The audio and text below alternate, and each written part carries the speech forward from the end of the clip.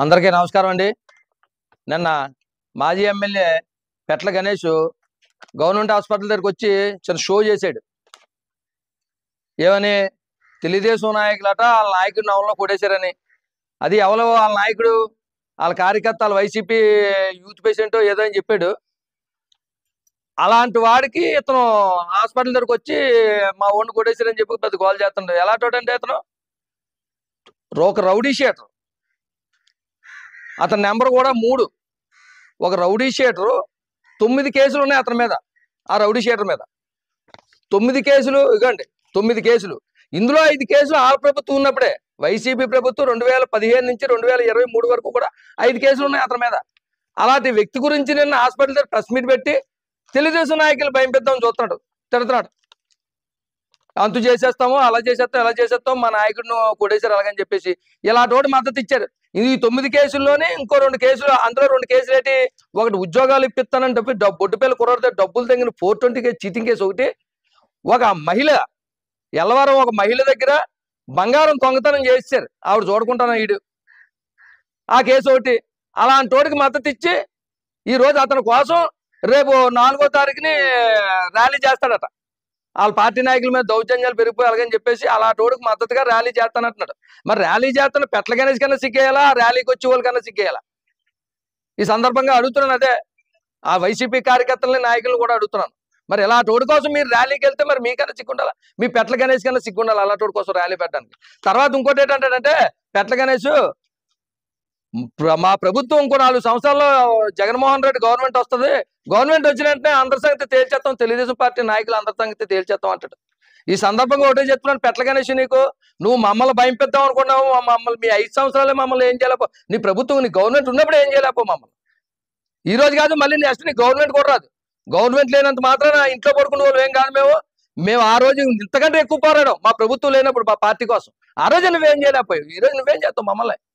వెంకటపేటలో నేను ఒక్కడిని పరిగెట్టుకుంటా ముందు వాలంటీర్ల మీటింగ్ వస్తే రూల్స్ విరుద్ధంగా నేను ఒకటి వస్తే అక్కడి నుంచి పారిపోయావు. నువ్వు నీ క్యాడర్ అంతా అక్కడ నిగ్గాదిపోయి అలా చూస్తా ఉన్నారు, నిన్ను వదిలేశారు. నువ్వు పారిపోయావు, సిగ్గు లేకుండా నువ్వే రామని నన్ను చేసింది. ఎటు చేస్తావు నువ్వు? విశ్వవిఖ్యాత నట సార్వభౌమ నటరత్న పద్మశ్రీ డాక్టర్ నందమూరి తారక రామారావు గారు పెట్టిన పార్టీలో మాది. నిజాయితీ పౌరులు 45 సంవత్సరాలు నిజాయితీగా పనిచేసిన అయ్యన్న పాత్ర గారు నిజాయితీ పౌరులు పనిచేస్తున్నాం. మా కష్టం వస్తే మేము ఉన్నామని చెప్పి ముందుకు దూకొచ్చి విజయ్ రాజేష్ బాబులు అంటూ వెనకాల ఉండే వాళ్ళతో సమకాలికలుగా మమ్మల్ని తిప్పుకుంటున్నారు. అలాంటి వాళ్ళతో కలిసి పనిచేస్తున్నాం. మేమెందుకు భయపడాలరా నీలాంటి వాళ్ళ కోసం? మీరు 16 నెలలు జైల్లో ఉన్న ఆర్థిక నేరగాడు పెట్టిన పార్టీలో మీకే అంత పొగరు ఉంటే మాకెంత పొగరు ఉండాలరా?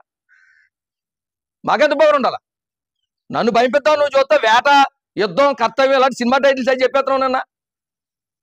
అలాంటి వాటికి భయపడేవాడు ఎవడో కాదు, ఎవడో లేడు కూడా మా పార్టీలో. గుర్తుపెట్టుకో, నాకు 16 సంవత్సరాల వయసు అప్పటి నుంచి రోడ్డు మీద తిరుగుతున్నాను రా. ఇప్పుడు నాకు 50 వస్తున్నాయి దగ్గర.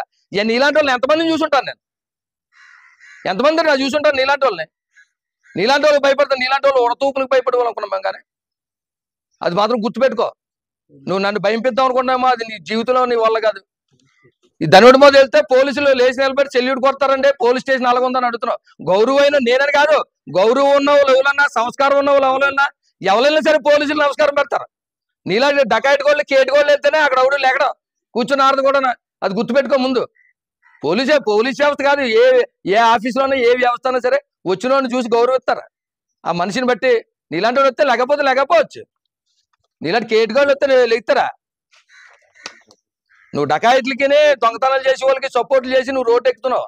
ఆ రోజు ఎల్లవారులో ఆ అమ్మాయిది బంగారం తెచ్చి నిన్న నువ్వు సపోర్ట్ చేసినాడు, ఆ బంగారం తెచ్చి అమ్మేసుకుంటే పోలీసులు అరెస్ట్ చేశారు. మరి ఆ రోజు వెళ్ళి ఈ దొంగతనం చేసినాడు మా పార్టీ వాడే ఈ కేసు ఎందుకు పెట్టారని ఆ రోజు ఎందుకు చెప్పలేదు నువ్వు?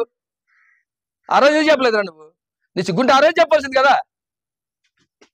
అలాంటి వాటికి రావాలి. ఇది ఏంటంటే ఇది ఎవరో 2 కుర్రోళ్ళు రోడ్డు మీద కొట్టుకున్న దాన్ని తెలుగుదేశం పార్టీకి పులివేసి ముగ్గేసేసి అలికేసి నువ్వేమో మా మేము చెల్లేద్దాం చూస్తున్నావు.